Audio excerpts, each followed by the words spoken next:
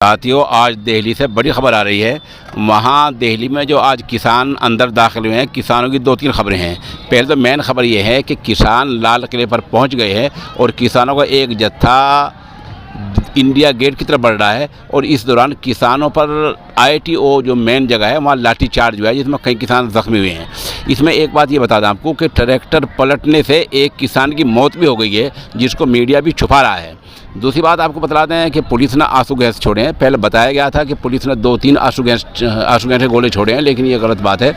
Police कई सारे आंसू गैस गोले छोड़ चुकी है।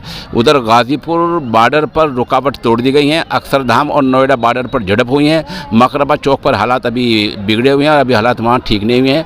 हम आपको मौके की लाल किले की तस्वीर दिखा रहे हैं और किसान कितनी संख्या में, कितनी तादाद में, वो एक फ़ोटो दिखा रहे हैं।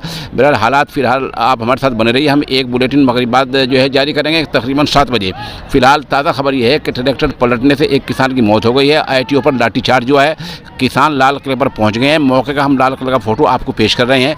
गाज़ीपुर बॉर्डर पर रुकावट तोड़ दी गई है। अक्षरधाम और नोएडा बॉर्डर पर झड़प हुई हैं और पुलिस ने तो बात पथराव कही है, लेकिन किसानों ने पथराव की शिकायत ने अभी आधे घंटे पहले बयान दिया है कि किसानों को पथराव नहीं किया है। किसानों को पूरा मन रहने की अपील की जा रही है। अब सवाल यह है कि जो 1 फरवरी को किसानों का पार्लियामेंट तक मार्च होना है, वो किस तरह होना है और किसान यहाँ से वापस आएंगे शाम को या नहीं, ये भी एक सवाल निशान बना हुआ है।